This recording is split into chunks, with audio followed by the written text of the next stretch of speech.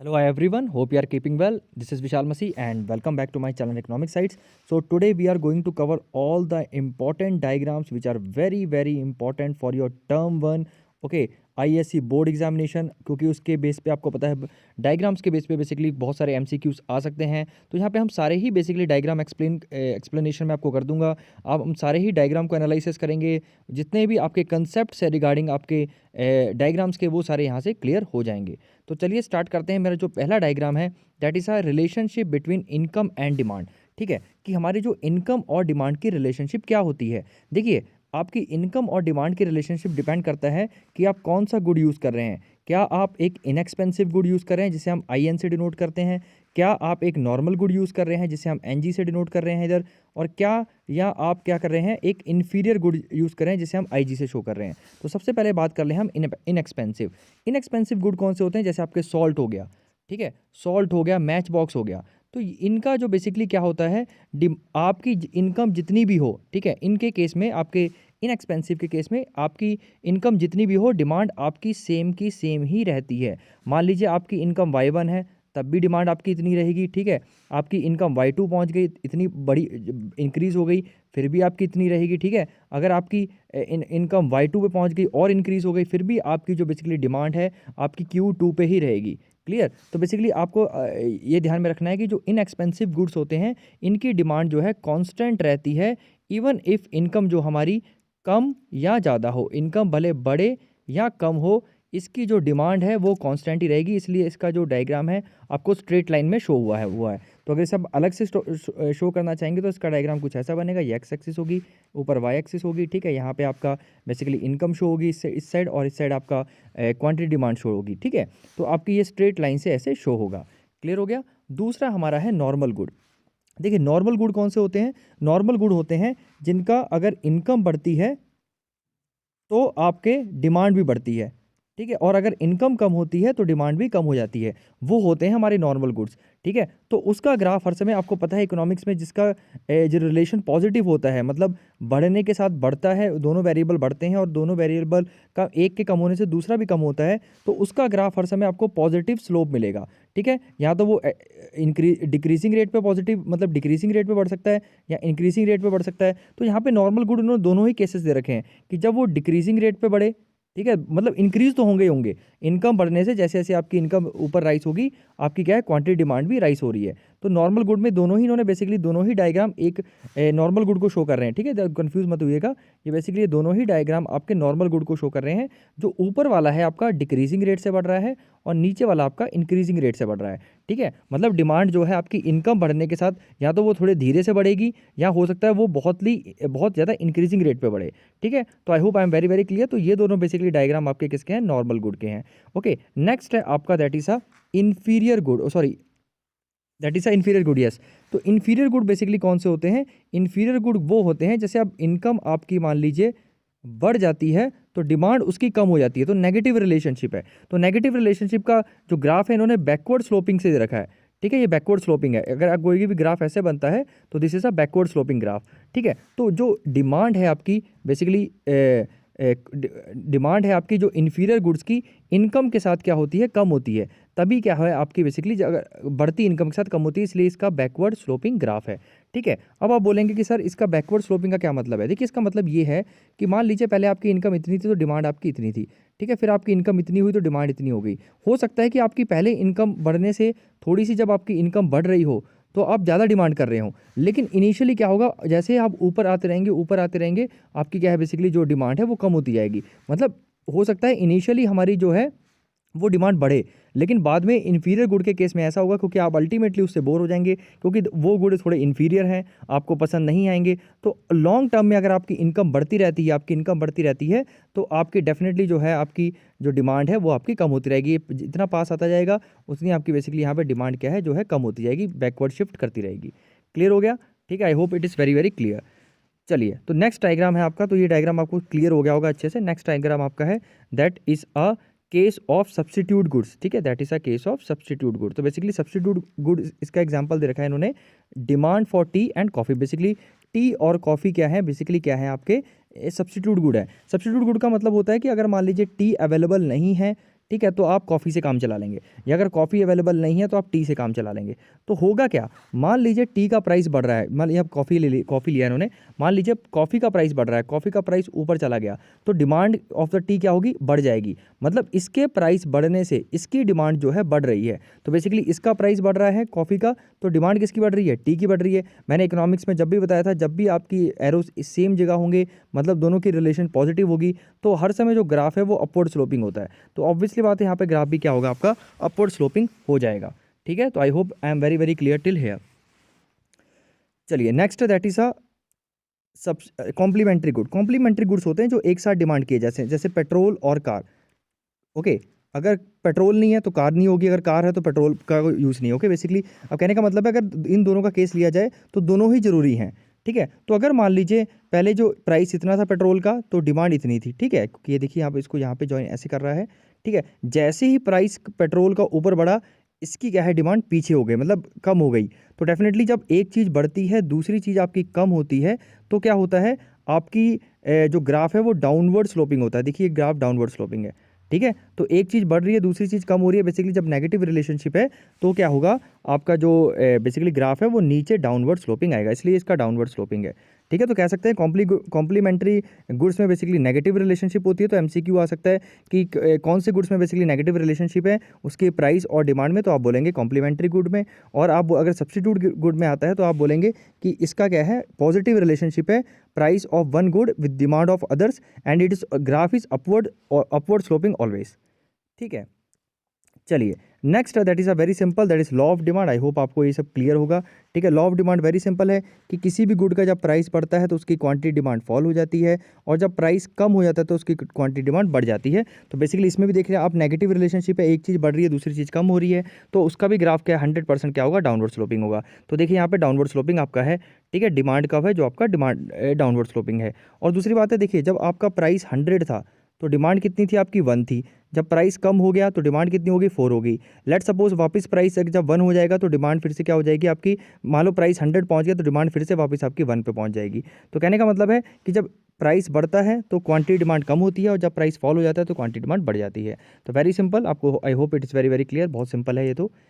Okay, next है, देखिए positives, कई बार क्या होता है, डिमांड का पॉजिटिव भी होता है। तो पॉजिटिव स्लोपिंग डिमांड का मतलब अपवर्ड स्लोपिंग। ये किस केस में होगा, जैसे मान लीजिए गिफन गुड्स हो गए आपके, ठीक है, आर्टिकल्स ऑफ स्नॉप डील के हो गए। ठीक है, जो स्नॉप डील के आर्टिकल्स होते हैं, मतलब बहुत ही जो महंगे आर्टिकल्स होते हैं, ठीक है, रेयर होते हैं। दूसरी बात है, एक होता है आपका स्टेटस सिंबल से रिलेटेड है। ओके, स्टेटस सिंबल, आपको लगता है कि महंगी चीज़ ही ज़्यादा प्रेफर करनी चाहिए, या महंगी चीज़ से आपका स्टेटस सिंबल बढ़ रहा है, तो आपका उससे फिर प्राइस से मतलब नहीं, कर प्राइस और महंगा होगा तो और उसकी डिमांड बढ़ेगी। क्यों, क्योंकि वो स्टेटस सिंबल शो करेगा। दूसरी बात है, स्नॉप डील्स है, रेयर आइटम्स हैं, तो रेयर आइटम्स का मेनली क्या होता है, जो प्राइस हाई पे है उसकी डिमांड हाई ही रहती है। और गिफन गुड्स के केस में आपको पता ही है कि जब क्या होगा, प्राइस आपका हाई होगा तो क्वांटिटी डिमांड भी उसकी हाई रहेगी। तो ये आपका बेसिकली क्या होगा, पॉजिटिव स्लोप आपका होगा डिमांड का। ठीक है, ये केसेस में आपका पॉजिटिव डिमांड कब होता है। Next that is a movement along the demand कब। देखिए मूवमेंट अलॉन्ग द डिमांड का मतलब होता है जब प्राइस की चेंज होने की वजह से जो क्वांटिटी डिमांड में बेसिकली आपके फ़र्क पड़ता है या चेंज होती है। ठीक है, तो मान लीजिए पहले ये आपकी P1 थी तो इतनी थी, अब आपका जैसे ही प्राइस ऊपर गया तो आपकी क्वांटिटी डिमांड पीछे शिफ्ट हो जाएगी, यहाँ आ जाएगी। ठीक है, यहाँ पे आ जाएगी, बैकवर्ड शिफ्ट हो जाएगी। और जैसे ही प्राइस नीचे गया तो आपकी फिर आगे क्या होगी, यहाँ शिफ्ट हो जाएगी। तो बेसिकली वही बताया गया है, जब एक प्राइस की चेंज होने से आपके एक ही डिमांड कर्व पे या तो आप ऊपर जाएंगे कब, जब आपका प्राइस ऊपर चला जाएगा, और नीचे कब आएंगे, जब आपका प्राइस क्या हो गया, कम हो जाएगा। ठीक है, तो बेसिकली जब आप नीचे आते हैं उसे क्या बोलते हैं हम, एक्सपेंशन। तो अगर क्वेश्चन आएगा कि जो अगर आप A1 से A2 पे जा रहे हैं तो ये क्या शो कर रहा है, ये आपका एक्सपेंशन शो कर रहा है। अगर आप A1 से A3 में जा रहे हैं तो ये कॉन्ट्रैक्शन शो कर रहा है। ठीक है, ये आपको ध्यान में रखना है।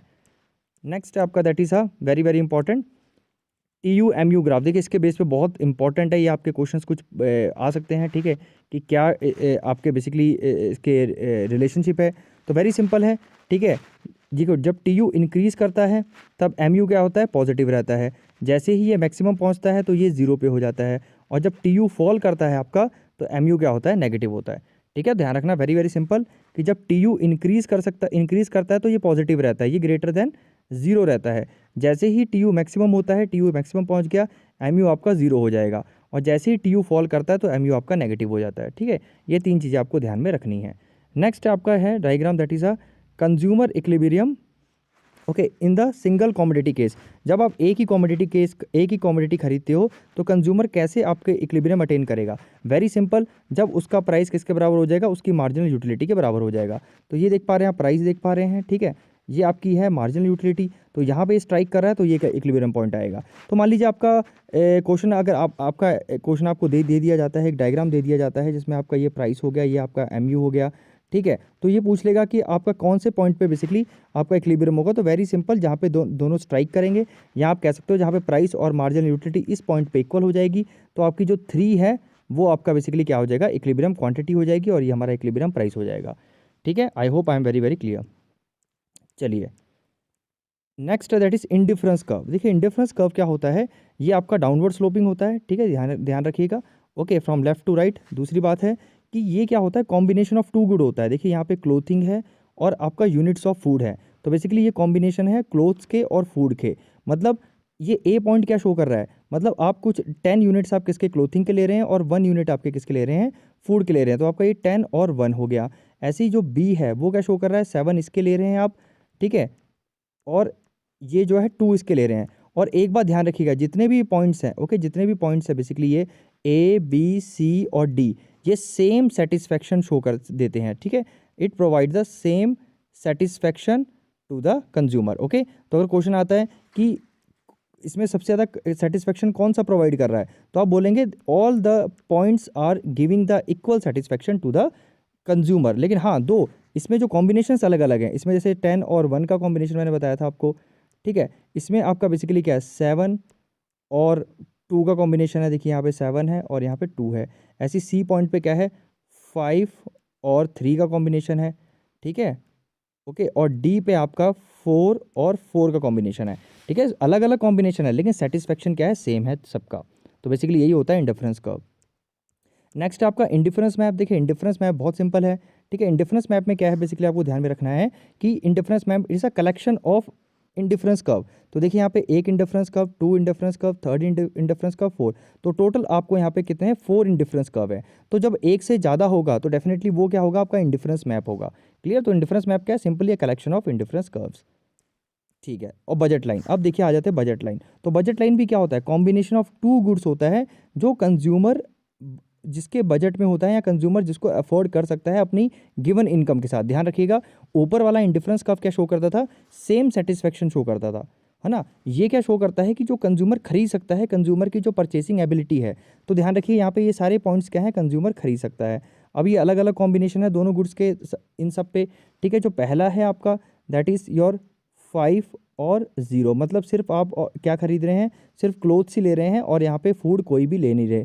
दूसरा पॉइंट है आपका, देखिए यहाँ से ज्वाइन कर देंगे, आप ज्वाइन कर सकते हैं ऐसे, तो आपका 4 और 2, मतलब 4 यूनिट्स आप किसके ले रहे हैं? क्लोथिंग के ले रहे हैं। 2 यूनिट्स आप किसके ले रहे हैं? आप फूड के ले रहे हैं। ऐसे ही आप इसको भी ज्वाइन करके इसके पॉइंट्स निकाल लेंगे, इसके भी निकाल लेंगे, इसके भी निकाल लेंगे, इस पर भी निकाल लेंगे। इस पर बेसिकली क्या हो जाएगा आपका?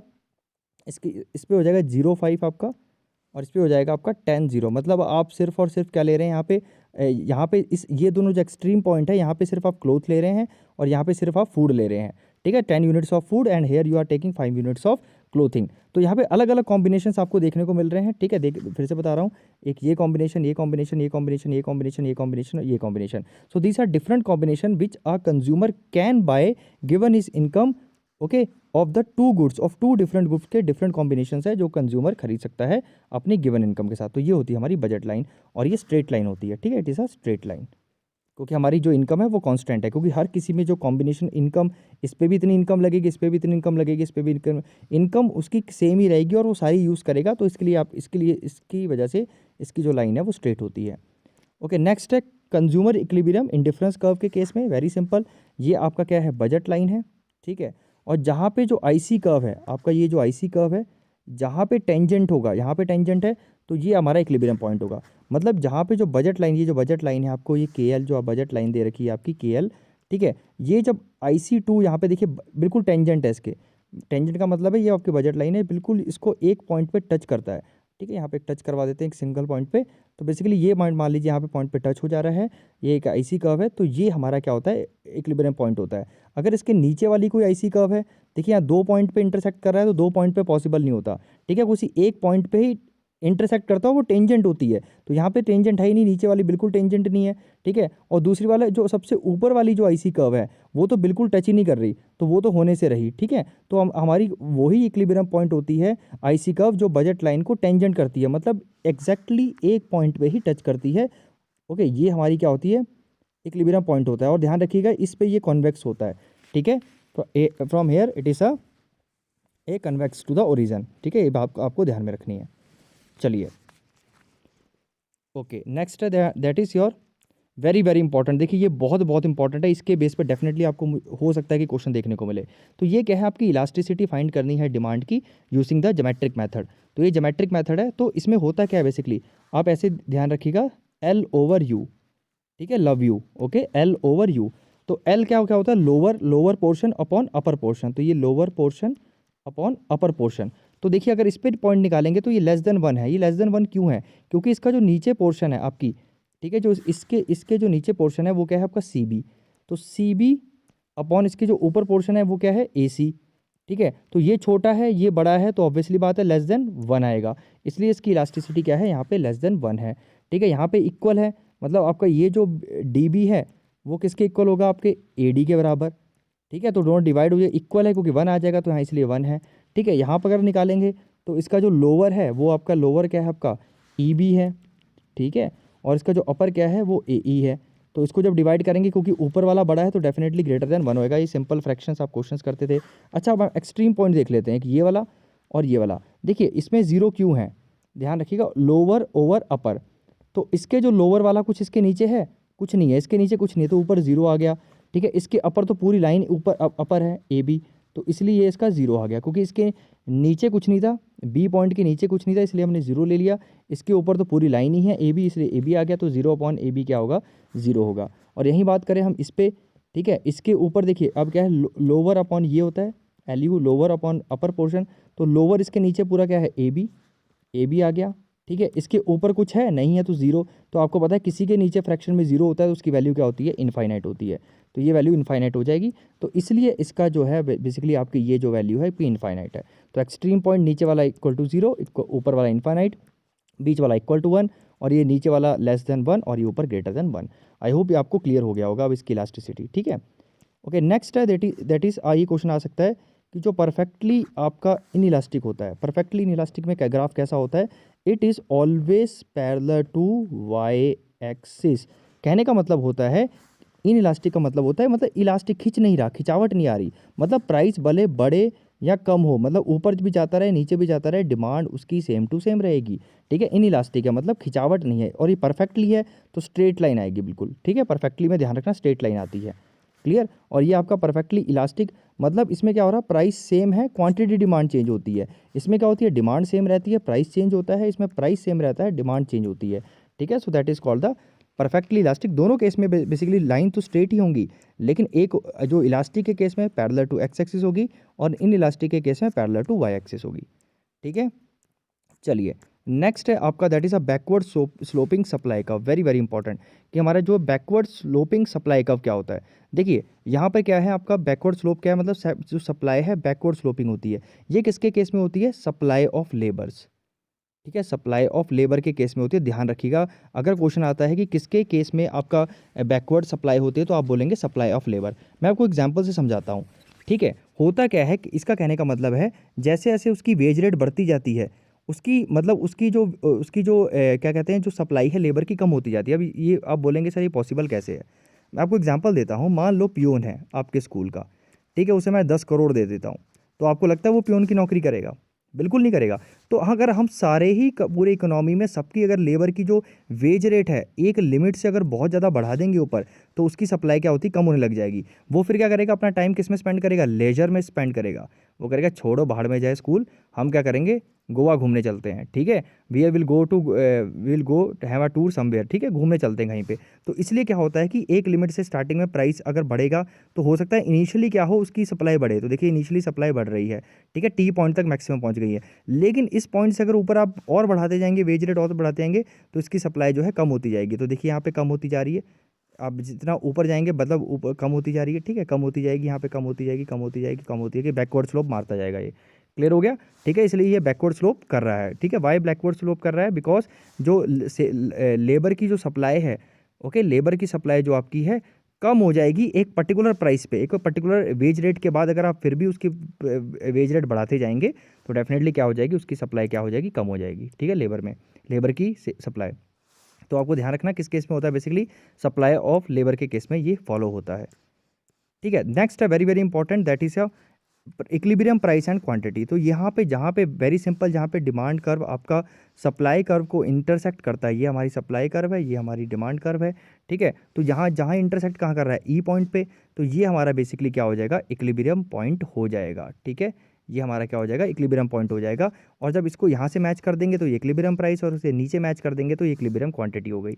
अब ये ऊपर एक्सेस सप्लाई होता है, वेरी सिंपल, क्योंकि यहाँ पे सप्लाई ज़्यादा है, डिमांड पीछे है। तो यहाँ पे सप्लाई ऊपर क्या है, सप्लाई ज़्यादा हो रही है, देखो सप्लाई, क्योंकि सप्लाई आगे है, डिमांड पीछे है, तो ये एक्सेस सप्लाई हो गया, वेरी सिंपल। या नीचे क्या, डिमांड आगे है, सप्लाई पीछे है, तो ये क्या हो गया, आपकी एक्सेस डिमांड हो गई, क्योंकि यहाँ डिमांड ज़्यादा है, सप्लाई कम है, ठीक है। Very simple. अगर ऐसे आप ज्वाइन भी कर देते हैं, देखिए ज्वाइन यहाँ पे अगर इसे नीचे ज्वाइन कर देंगे क्वांटिटी में, तो आप देख पा रहे हैं कि आप इसकी जो डिमांड की जो क्वांटिटी है वो यहाँ से यहाँ तक है, सप्लाई की सिर्फ यहाँ से यहाँ तक है, तो ऑब्वियसली बात है नीचे डिमांड ज़्यादा होता है और ऊपर क्या है, सप्लाई ज़्यादा होती है, ठीक है। इसलिए आपका एक्सेस डिमांड और एक्सेस